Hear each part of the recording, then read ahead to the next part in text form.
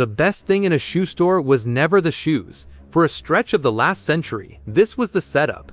You'd be led to a wooden cabinet about 4 feet tall, standing right there beside the register, with 3 portholes cut into the top, one for you, one for your parent, one for the salesman.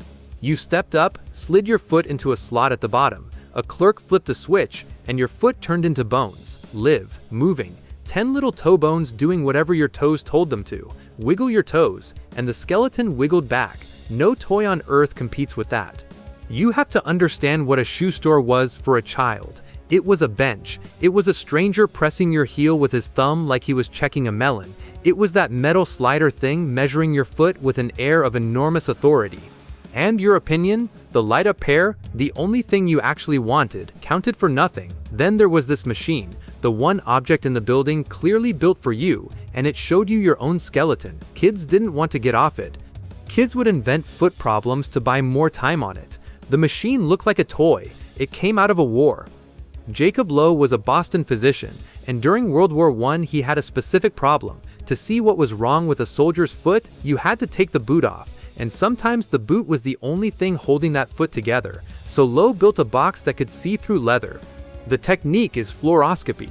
Instead of a still X-ray, it's a live one, a movie of your bones. Lowe wasn't a crank. He was a doctor solving a doctor's problem. Then the war ended, and the box was out of a job. Somewhere between the Army and Main Street, it found a new one. In the store it went by shoe-fitting fluoroscope. Officially, its purpose was fit, checking that a shoe hugged a growing foot in all the right places. Its actual purpose was the same as any machine ever placed between a customer and a salesperson, the close. Here's the ritual. Kid stands on the box, foot in the slot, green glow, bones on a little screen. The parent leans into one porthole, the clerk leans into another, and in that moment the clerk is not a man who sells shoes. He's a diagnostician. He frowns, he nods, he asks for a wiggle. He delivers his verdict with the full gravity of a man reading an X-ray, which, technically he is, and the verdict is always that the foot needs the better shoe, the good leather, the expensive pair.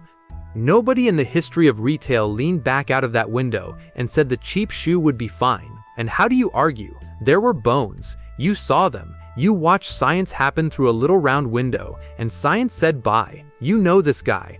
He's the mechanic squinting at your brake fluid and going, well, that's dark. He's the guy at the phone counter, running a scan and finding something. When the diagnosis and the commission come out of the same mouth, the machine in between isn't there to measure anything. It's there to agree with him. The manufacturer understood this because it helped. The company's own manual shipped with a statistic, something about how most children were already out there in shoes quietly wrecking their developing feet. Where that number came from is a mystery.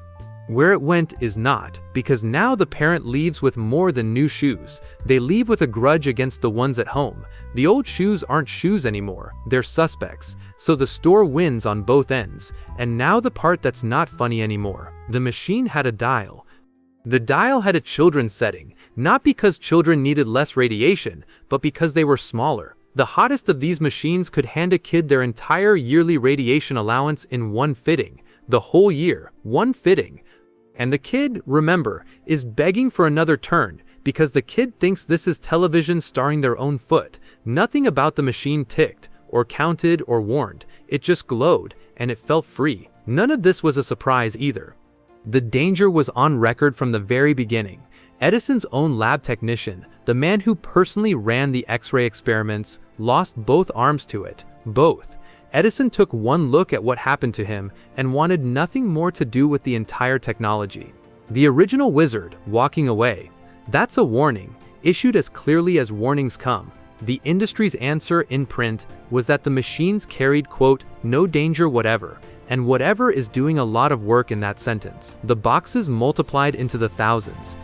A wooden cabinet with 3 little windows, humming in shoe store after shoe store, and at every one a line of kids. You're waiting for the trial, the hearing, the newspaper photo of one being smashed with a sledgehammer. Didn't happen. The fluoroscope died of something more ordinary than justice. It got boring. People worked out what the green glow actually was, radiation pointed at their kid. And once you know that, you can't unknow it. The magic window is just a window with a risk in it, and no parent in history has found that combination charming. The machine's entire function was to impress people. It stopped impressing people. For this machine, that was fatal.